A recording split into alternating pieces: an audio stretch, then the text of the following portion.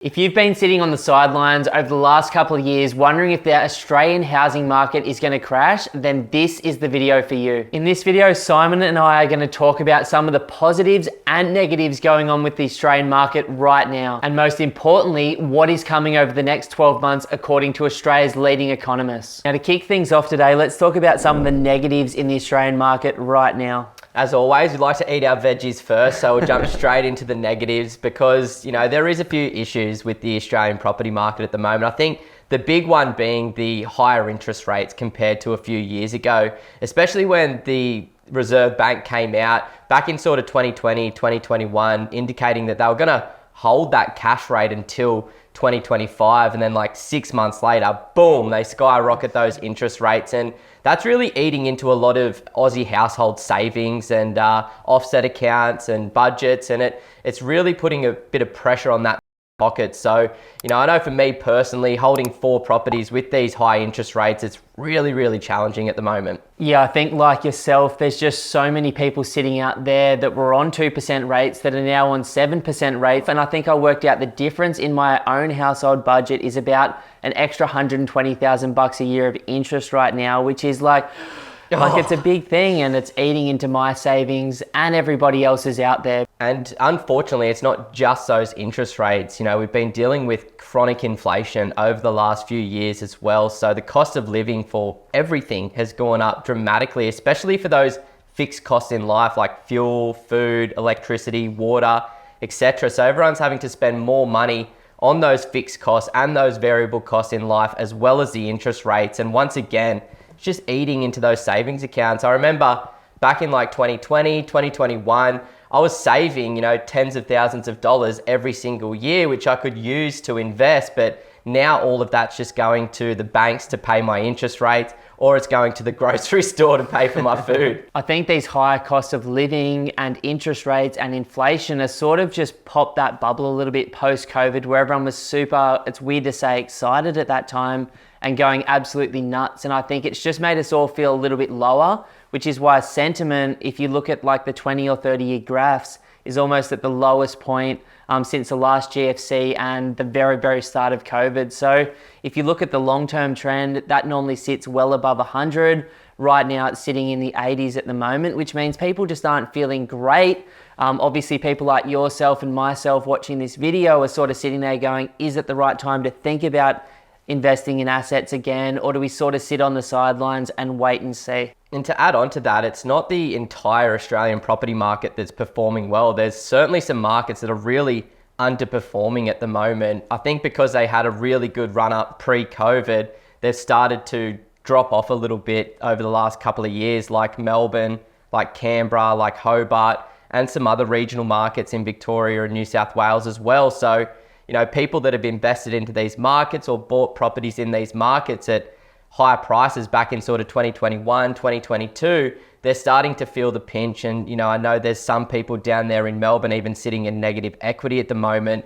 So that being such a huge market that is underperforming at the moment is another reason why people feel a little bit more negative. Maybe that sentiment's a little bit lower as well. But we've always known that the Australian property market isn't one market. Every different capital city, even all of those regional markets, run on different cycles. So when we were looking at the 10-year data for Melbourne, for Hobart, for Canberra, they've all done really well over the last 10 years. It's only over the last couple that they've started to underperform. And, I think that's having a really negative impact on the way that people feel right now as well. And to add on to that, like the most common objection or question that I'm getting at the moment in strategy sessions is, I don't know what or where to buy.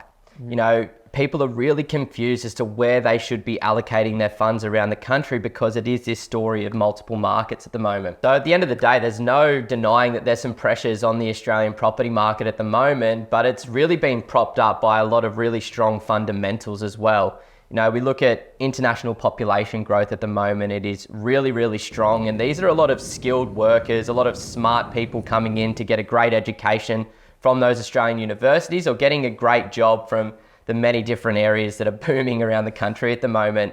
That leads into the commodities, and why we're seeing markets like Queensland, WA and South Australia perform so well right now is because there's a global infrastructure boom going on. Like If you just type in Australian government infrastructure projects to Google, you can see how many hundreds of billions of dollars are being spent around the country right now on upgrading our roads, our train systems, and everything else as well.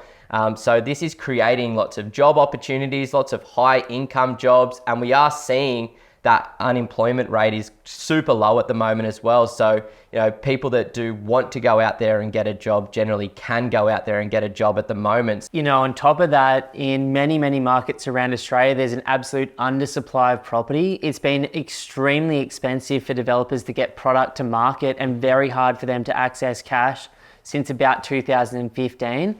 And what it's almost created is this sort of perfect storm style event where local councils and state governments were in conflict around how many approvals were going through. It's been really hard for developers and people like that to bring product to market, whether it's mums and dads like you and I, or whether it's professional, larger developers out there. And you add in the things that you just mentioned, like low unemployment, wage growth, people wanting to move into beautiful homes across the country, and massive amounts of international population growth. And in many markets like Queensland, there's just an undersupply where they're going to have to oversupply over the next 10 years just to meet current demand. And what we're seeing as well is because a lot of these capital cities have had a really good run over the last few years, we're starting to see a little bit more value and a little bit more opportunity in some of those larger regional markets as well. This sort of happened in Victoria, New South Wales about 10 years ago, where Sydney and Melbourne had been performing extremely well, and then it started to ripple out throughout the rest of the state. And we're really noticing this in Queensland at the moment. Some of those regional markets look incredible on paper right now. We've been buying some of the most undervalued properties up in Townsville. I think there's so much opportunity. So it's really important to have that ability to identify where the value is and why, so that you can get into a good quality property and avoid buying at the peak of a cycle like in Canberra or Melbourne or Hobart, and trying to really identify those more affordable locations. I completely agree. I was catching up and we did a podcast. You can check that out over at Apple and Spotify with Clay, who's one of the top brokers for Aussie Home Loans Australia. And he was sort of saying that the amount of easy money and new money coming into the market is incredible. So one of the things that I look at and you look at as well is the number of approvals relative to purchases. And the amount of supply is finally rising across Australia, which is great. But there's this monster rubber band being pulled at the moment where so many people are going out there and getting pre-approvals in place, because there is an expectation from people like CBA and Westpac Bank that the most likely next move at some point in the next year or so in interest rates is going to be down to something more like that 6 or 5% retail rate mark, and people are getting ready to take advantage of that. And it's completely cool to sort of sit on the sidelines and wait for everybody to come back in. But we know based on history, when you look at what happens when rates come down and there's strong demand in the market and a strong fundamental economy around that, we sort of see things go up a little bit. In fact, according to CBA, over the long term, for every 1% interest rate drop that we see over time, we would generally see an Australia-wide lift in house prices of almost 15% in the year and a half after. So the next stage of the long-term real estate cycle that we talk about, based on Phil Anderson's stuff, is this concept of easy money. And you're beginning to see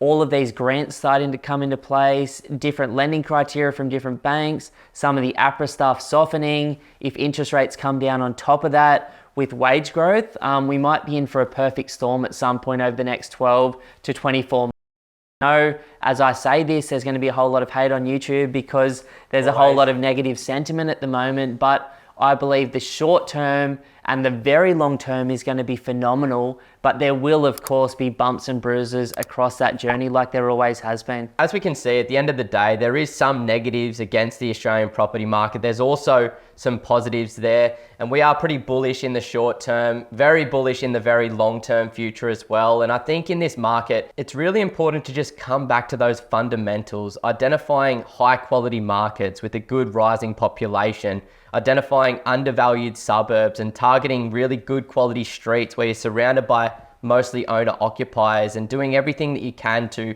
buy a house on a nice big piece of land, because history tells us that these types of properties always perform very well in the long-term future. So if you are in a position to buy, just making sure that you're smart about the strategy that you're implementing and following those long-term fundamentals. If you're thinking about buying an investment property in the next 3 to 6 months, then the team and I at Pumped on Property would love to offer you a one-on-one strategy session. To book the session, all you have to do is go to www.pumpedonproperty.com and click that free strategy session button. Now, in the session, we'll talk about exactly where you are right now, where you'd like to be longer term, and educate you deeply on the Australian property market. You can then take that information and go and absolutely smash it on your own, or potentially become one of the small number of clients that we work with each month. Either way, we look forward to continuing to help you build your property portfolio with confidence on your journey to financial freedom.